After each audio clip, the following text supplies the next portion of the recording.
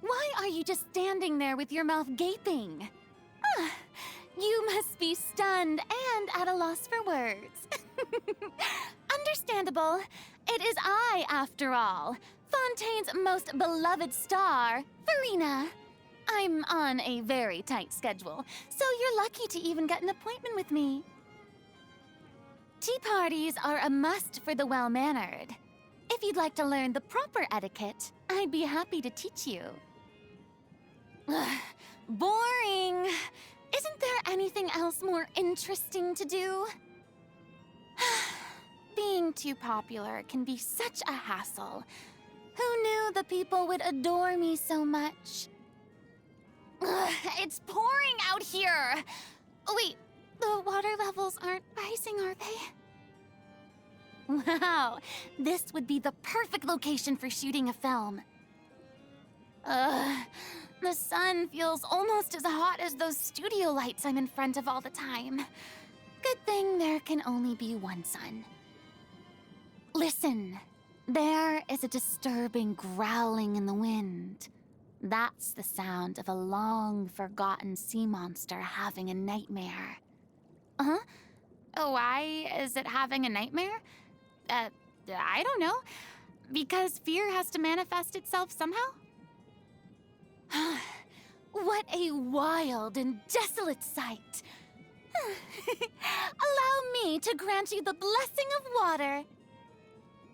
Good morning. Oh, must I really get up this early? Just let me sleep a little longer. Good afternoon. Where's my cake? What? I just had cake for breakfast?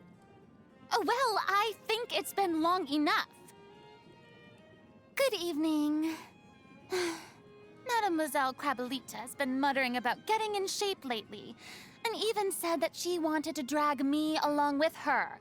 I'm already eating much healthier than last month. I work very hard to maintain my figure. Hey, you can tell, can't you?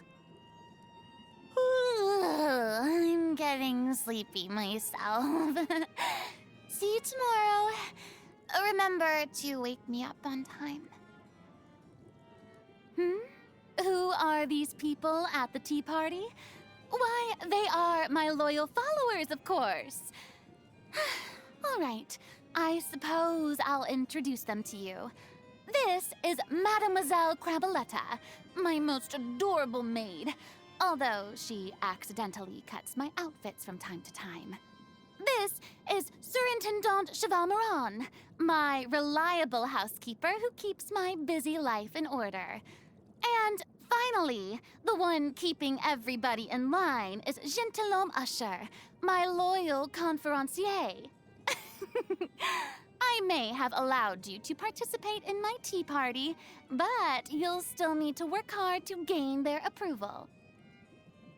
I'm very confident in my singing skills, but there aren't many pieces of music that are worthy of my vocal prowess. I hope the creatives in the theater troupe get their act together and don't keep me waiting in vain. Given that we know each other, you may relax a little and needn't act so respectfully in my presence. Wait, what's that expression on your face? Don't tell me that you've never respected me from the very beginning. My story has already come to an end, and so the next act shall be about our story. In which case, we should probably start charging double for public appearances. I am so happy! Once the ancient prophecy came to an end and everything was over, I fell into low spirits for a very long time. People who stand on the stage basking in the adulation of their audience must also bear the pressures of being in the public eye and living up to everyone's expectations. But I knew very well my person wouldn't be enough, and that putting on the act of a god would be the only way to satisfy their adoration. And at the end of the day, all I ever experienced was loneliness. So, there came a point when I loathed the very thought of acting and locked myself in my room. It wasn't until the moment I stood on stage and faced the audience again that I realized the anxiety in my heart had dissipated. The reason I can now stand before the crowd's watchful gaze is perhaps because I have finally started to act as myself. Fontaine's Opera House has seen several reforms, and with each reform, opposition was to be expected. As I remember, crowds would often gather in the Opera House making a ruckus. Then, one time, it became so loud my ears were ringing. I frightened them by stating, "I forbid anyone from discussing such pointless matters." I clearly remember Neuvillette tapping his cane on the ground at that precise moment, while the whole place immediately fell silent. Sometimes I can't help but inadvertently show my intimidating side. I hope my people understand. I really like the Lumitoile. Those creatures can glow and shine in even places where no one sees them. That's what I call a true star. If only there were an opera about the Lumitoile, then I could literally play the role of a lovely rogue starfish on stage. Of course I know Linny and Lynette. I used to frequently attend their magic shows. Though they're very popular, they're still much less popular than me. Only my performances would draw a completely sold-out crowd. Even standing tickets would be out. But now, I've already decided to hang up my acting career, so it's perfectly normal for my popularity to decline. I'm very grateful to Neuvillette for all the hard work he's done for Fontaine in the past few centuries. It seems he doesn't intend to investigate my crimes of deceiving the people. Anyway, we're no longer working in tandem. And it's been a long time since I've been to the Palais Mermonia. I imagine that this is good for both of us, right? Oh, have you tried Navia's macarons? I have to admit that her skills in dessert making are comparable to mine. The design she paints on the macarons is so cute, don't you think? Not to mention the texture and sweetness. They truly are a work of art. How does she do it? Does it really all boil down to talent? Ugh, I can't believe I'm feeling a little jealous. I'll have to ask her for some tips next time. She's a very strong person. Strong people will always manage to keep themselves together no matter what happens, acting like everything is fine.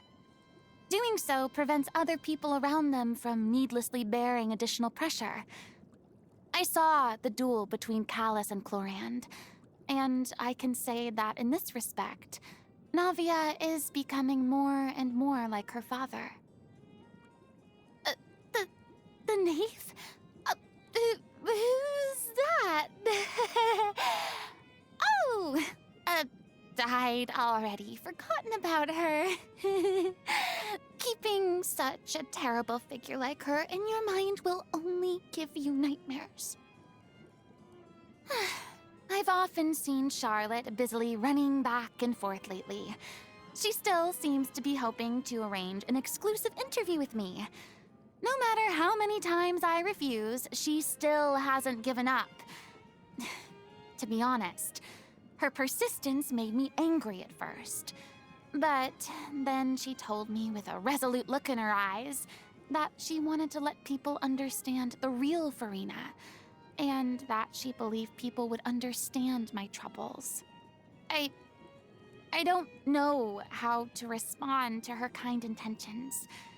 I suppose she might be right, but I'm just not ready yet.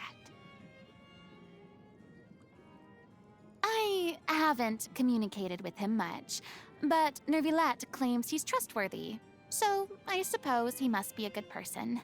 Oh, come to think of it, I've received some tea from Risley before, and it was exquisite. As I remember, Cloriand isn't very talkative, but she has stood by me and protected me on several occasions, so I trust her very much. I do miss her ever so slightly, but I don't have any real reason to see her now. Oh, right! I should invite her to my next tea party! You're interested in hearing about me? I suppose there's no helping that. After all, I was once the biggest celebrity of all Fontaine.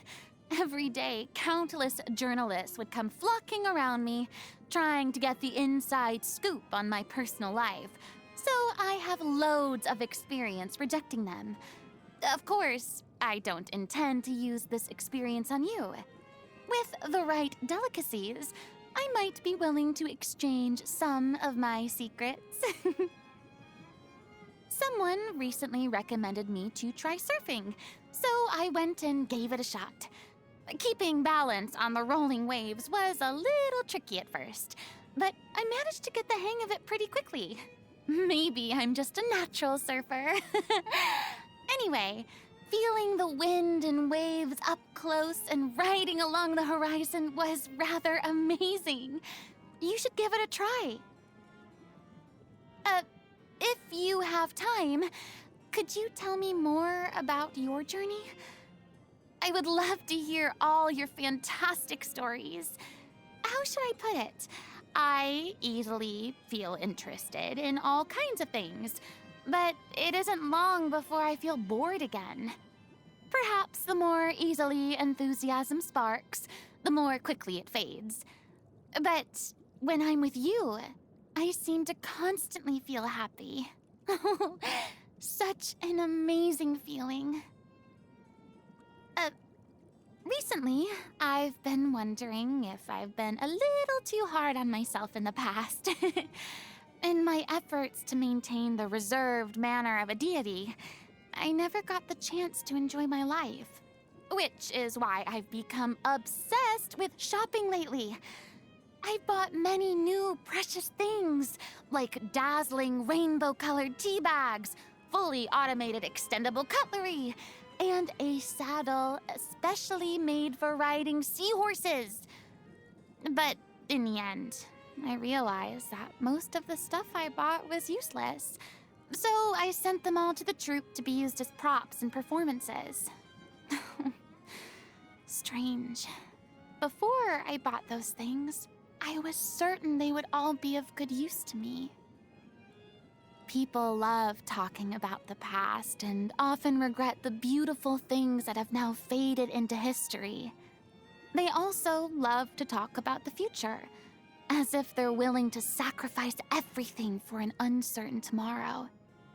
I don't agree with their way of thinking, yet I also feel very envious. I once lived in a world without a past or a future. To cope with that anxiety, I tried to create and act out a stronger, more godlike version of myself. Over the centuries, the stronger role I tried to play gradually merged with my real self. Even I can't separate the two now. But perhaps there's no need to distinguish them.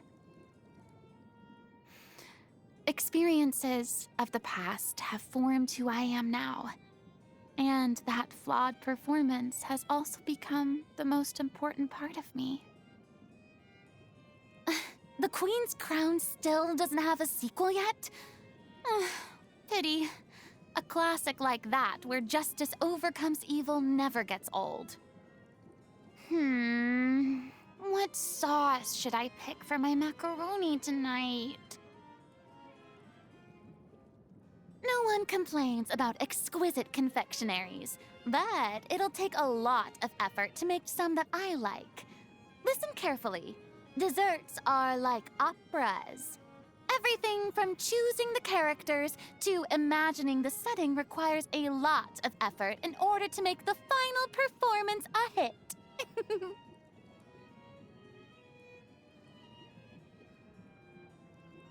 Simply put, I detest most of those creative dishes. I have tasted many wonderful dishes throughout the years which did nothing but leave me with some moments that I never want to look back on. Oh, what a rich aroma and delicate texture! Oh, I didn't expect you to be such an accomplished cook, with a refined taste as well. Too ordinary. Such an uninspired dish will never have my approval. Ugh. Is this what you usually eat? Seems I'll have to share some of my macaroni with you. Happy birthday! Here, please take this ticket as your gift. It's a VIP seat to see Happy Day. Just don't forget to show up to the performance. What's Happy Day? Well, I wanted to keep it a surprise, but it's an opera that I've rehearsed personally. It's about a big group of people that gather together to celebrate a certain very important person. You understand now, right? Just don't forget to come. I'm really not accustomed to using a vision. Oh, why don't you teach me? I nearly forgot. You've never used a vision either. The strength gained through my own hard work is truly fulfilling. Thanks for your support.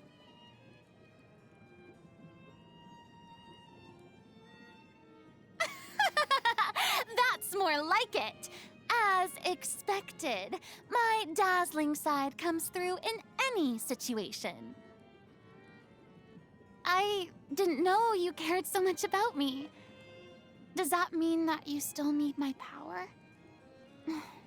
But given the way I am now, there's a chance I won't be able to give you everything you need.